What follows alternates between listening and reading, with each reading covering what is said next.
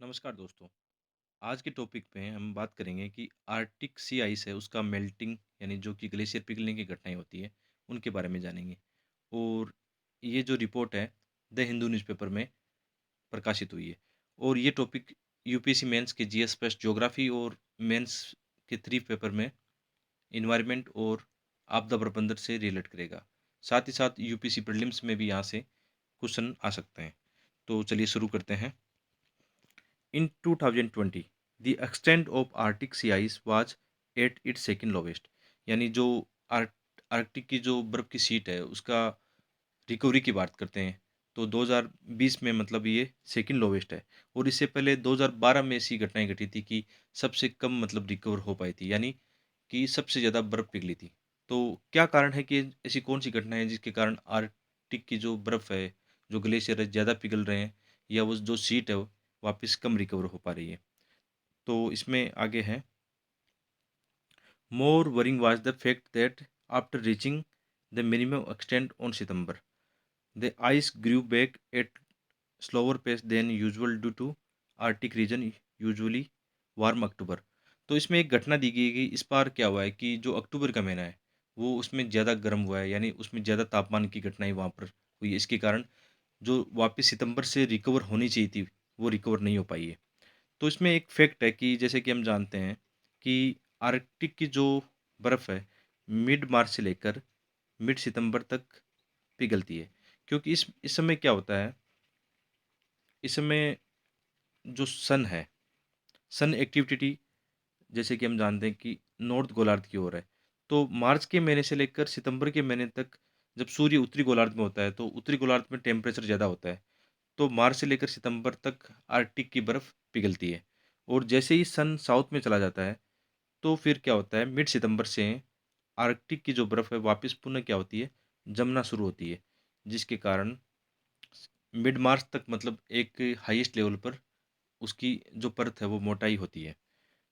इसको यदि हम डायग्राम से देखें, एक अच्छी तरीके से समझते हैं कि मेंस के पेपर में ऐसा क्वेश्चन आता है तो आप एक ऐसा डायग्राम अपना पहले से ही बना के तैयार रखें, बहुत अच्छा माना जाता है। जैसे कि हम इसमें डायग्राम में देखते हैं कि सितंबर का महीना लेते हैं यहाँ पे। मतलब एक तरह से हम जान सकते हैं कि जून के महीने में जो सन है, नॉर्थ गोलार्ध में कर्क रेखा के ऊपर है। मतलब हम जानते हैं कि कर्क रेखा पर सीधा चमकता है। तो मतलब उत्तरी गोलार्ध में टेम्परेचर ज़्यादा होगा। तो टेम्परेचर अधिक होगा तो आर्कटिक की जो बर्फ़ है, वो पिघलना शुरू होती है। तो ये जो रेखा दिखाई गई वो एवरेज को दिखा रही है कि हाँ, एवरेज मतलब आई शीट है। यहाँ पे जो भी डाटा है उसके हिसाब से दी गई है। एवरेज आई शीट हम देखते हैं कि सितंबर के महीने में सबसे कम है। इसका मतलब जून से पिघलती है और सितंबर के महीने तक आते-आते इसका लोवेस्ट स्तर होता है। और मिड सितंबर के बाद में पुनः आइस शीट वापस जमना शुरू होती है और लगभग मार्च तक ये जमती है और वापस फिर मार्च से पिघलना शुरू होती है। लेकिन जैसे इसमें आप ये 2 रेखाएँ देख रहे हो कि 2020 की ये रेखा, इसमें लोवेस्ट मतलब इसका जमा हुआ है। इसके अलावा जो सबसे ज़्यादा लोवेस्ट था वो 2012 के स्तर पर था। तो आप ऐसा डायग्राम इसमें ईज़ी से मेंस में इस्तेमाल कर सकते हो। इसमें अच्छे मार्क्स बढ़ने की संभावना होती है फिर। अब हम जानते हैं कि ऐसी घटनाएँ घट रही तो उसके पीछे कारण क्या है? देखो, कारण तो बहुत सारे हो सकते हैं, लेकिन यहाँ पे जो मैं ये बता रहा हूँ ये मैं केवल आज की जो रिपोर्ट आई है, जो डाटा आया है उसके बारे में ही बात कर रहा हूँ। बहुत सारे ऐसे कारण हो सकते हैं जिसके कारण आर्कटिक की बर्फ़ पिघल सकती है, लेकिन अभी हाल ही के अंदर ऐसी क्या घटना घटी है?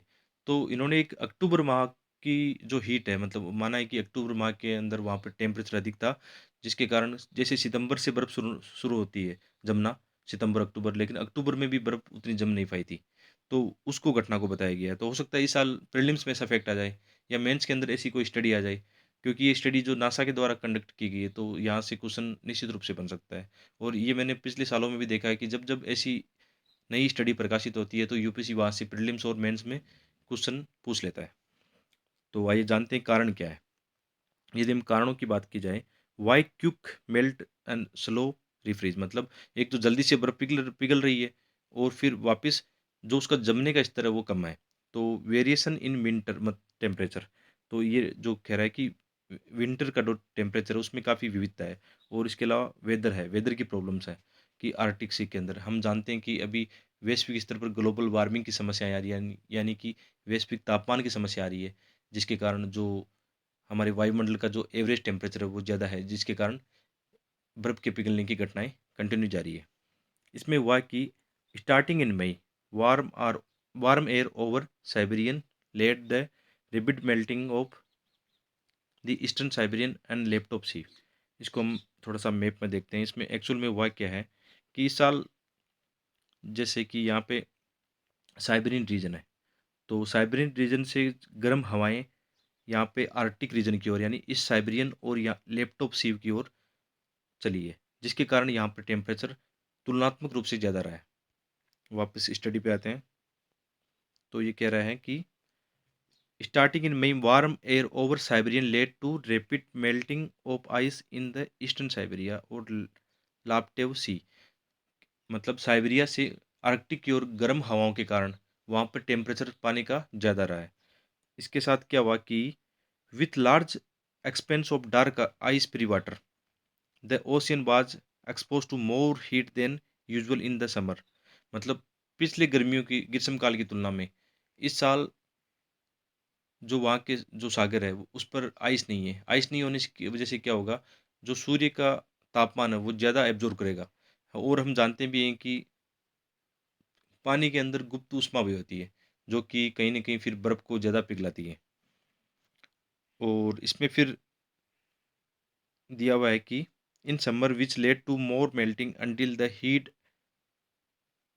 Escape into the atmosphere, sea ice could not regrow with the delaying the Arctic ocean refreeze. मतलब जब ज़्यादा मतलब समुद्र के द्वारा या आर्कटिक सी के द्वारा तापमान एब्जॉर्ब किया जाएगा, तो वो एक क्या होता है कि लंबे समय तक बना रहता है, जिसके कारण बर्फ़ जम नहीं पाती है। और ऐसी घटना इस बार अक्टूबर माह में ज़्यादा हुई है। तो ये एक मतलब थोड़ा-सा कठिन टॉपिक था, जिसको आप आसानी से समझ सकते हो और ये इसमें डायग्राम बताया हुआ है। साथ ही साथ आप थोड़ा-सा प्रीलिम्स के हिसाब से इसमें देखें, तो यहाँ से क्वेश्चन बन सकते हैं कि मैपिंग यदि हम देखें तो इसमें देखो अलग-अलग सागर हैं। सागर के क्वेश्चन आ सकते हैं, जैसे कि यहाँ पे बेरेंट सी है, इसके अलावा कारा सागर है, गिडलैंड सी है, नॉर्वेन सी है, इसके अलावा वेफिन की खाड़ी है, डेविस की जलसंधि है। आप इसको मैप में आराम से करोगे तो ईज़िली ये हो जाएँगी, इतनी टफ है नहीं इसमें। ऊपर देखो चुकची सी है, बेफोर्ट सी है, अलग-अलग इसमें सागर दिए हुए हैं। तो यहाँ से प्रीलिम्स में कुछ फैक्ट आ सकते हैं, तो उनको आप थोड़ा-सा डायग्राम को सही से तैयार करना। और ये जो है बर्फ़ की जो पिघलने की घटनाएँ जिसमें एक मैप में बताया गया है। तो बहुत-बहुत धन्यवाद। ये लेसन आप लोगों को पसंद आए, तो इसको लाइक और शेयर ज़रूर करना। Thank you.